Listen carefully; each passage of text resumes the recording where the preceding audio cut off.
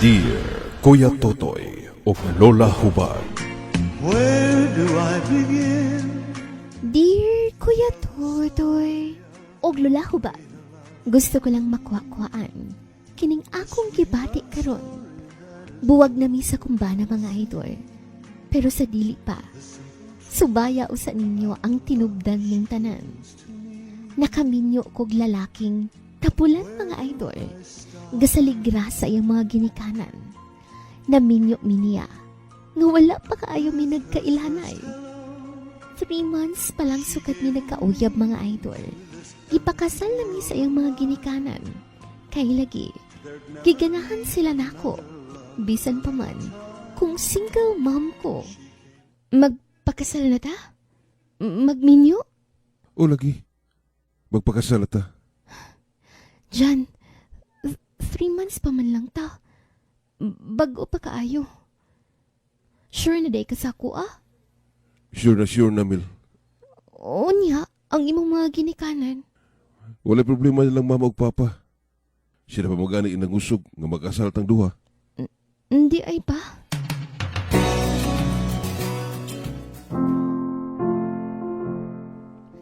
Congratulations mga anak. Salamat ma. Salamat kaayo ma. Salamat sa pagdawat ninyo na ako. Ayaw na ka naghuna-huna, Amel. Dawat ka na mo o ang imong anak. Salamat kaayo ma.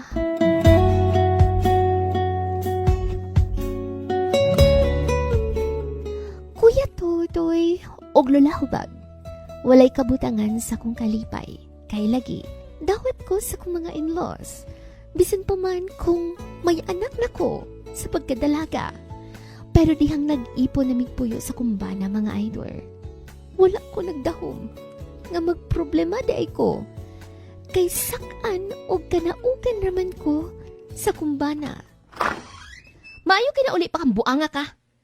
Abi kong patay na ka. Grabe sila ng patay na uy. Diin ka gikan? Nagdiskumis sa kalubihan. Nagkuyog mami si mong papa. Mao ba? Aray, Ayaw pagsuksok na sa ilam sa lamisa ha? Gawas ya! Gawas! butrabaho na kaga. Alangan ang maghigdahigdar ako dire. Parehas ni mo. Pasingitan pa magitag istorya uy.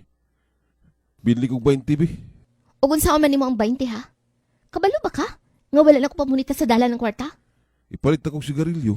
Pabisyo-bisyo pa ka? Waman ka ni kay trabaho? Sana all na lang diri sa balay. Kung maboard mo laag, haya-haya, oy. Sus na lang, kalaming dauban sa animal.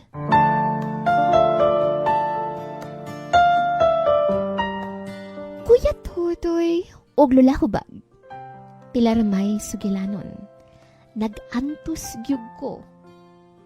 Sa pila ka tuig na kong pagtinarbaho, isip cashier sa among lugar. Kaya nga akong bana, grabe ka seloso. Bawal pa manggani ko mang lipstick. Unya, ako na yun ang katrabaho mga idol. Hasta pa sa balay.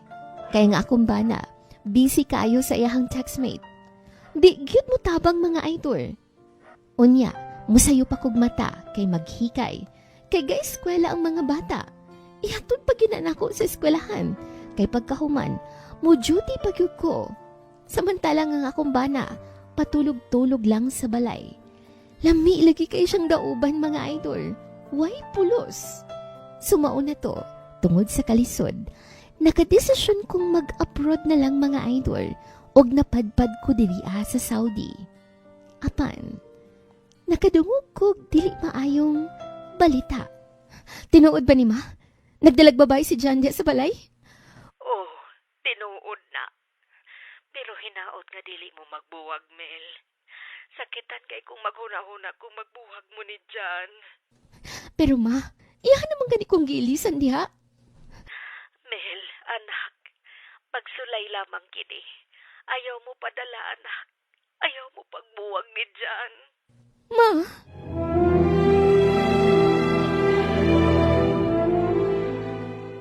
Yan ang mga bata diri sa Misamis, Mel. salamat diha. Palihog nilang kog atiman nila te.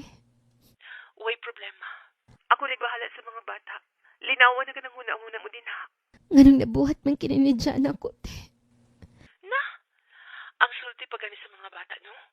Upat na kuno ka babay ang gidala sa imong bana dito sa inyo. Ha?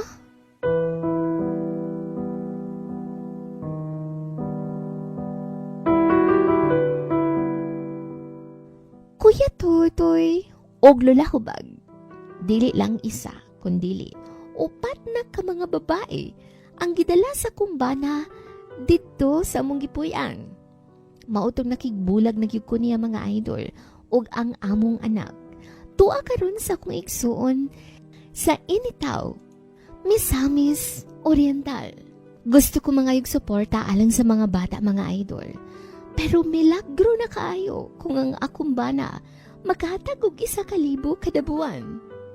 Murag ako na lang gid siguro ang magsapupo ining tanan mga idol.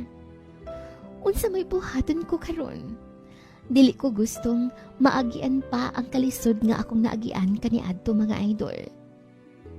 Maong dili na jud ko makigbalik pa sa kumbana. Total, mabuhi ko naman ang akong mga anak. Og dili na pud ko gustong mag-antos pa uban niya. Palihog, Kuya Totoy, og lola hubag, tambagi ko ninyo. Ug magpaabot kong mahatagan ninyo og panahon kining akong story. God bless and more power.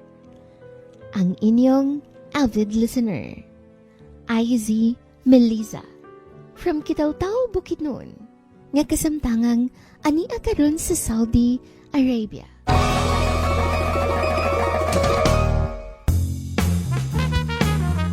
May hapon sa to ang letter sender si Melisa.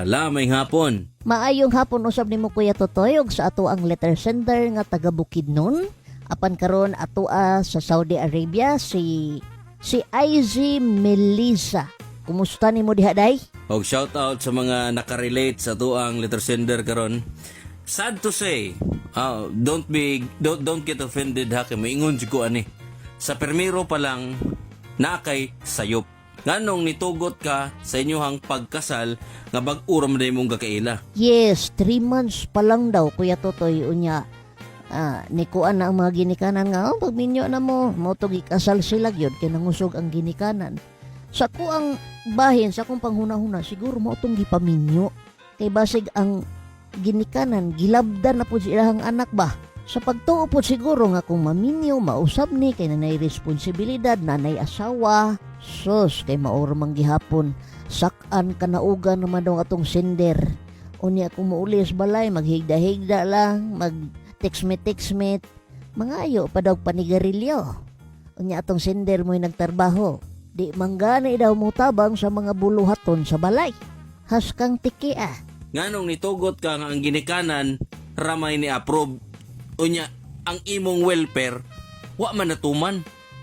Nganong nitugot man ka, nga alanganin man day ang ihang pagkasiya. O ang pasabot ng mundula diri ba nga, dito palandaan, imo natutong na baraba. O, dili na ta mahitabo ning butanga. Pero sige, ato na lang yung pangitaag paagi karon kay, na naman istoryahon ni mo imong bana. Kung unsa gyud iyang plano sa iyang kinabuhi, unsa gyud ay ang iyang mga desisyon nga dapat niyang buhaton, o kinsa ang mga taong iyang dapat hatagan og priority. Kung unsa manggaling ang iyang tubag, balansihag maayo, pananglitan kamo, kutob ra siguro to sa word nga kamo. Ay malamang yun kutob ra sa istorya upat naman gani daw kababay ang gidari to sa ilaha. Unya kay ang atobi ang letter sender to Saudi, makabantay day siya kinsay mga babae nga dalhon. Maumang bitaw nga ang ilaha kuno mga anak wala na didto. Wala na dito sa poder sa iyang bana. May pud kay ni sugot day no nga gikuha sa imuhang igsuon ang mga bata. Kay kung amahan pa to siya nga gahuna-huna gyud sa iyahang mga anak, sa dito siya musugot ba? Basta kuhaon na lang sa imong igsuon kay naagud siya. Papagod siya. Gikalipay pa gani siguro niya day nga gikuha sa imuhang ate ang mga bata. At least way labad iyang kinabuhi maka-focus na siya sa iyahang chicks. Murag ang iyang obligasyon o responsibilidad. Wa man.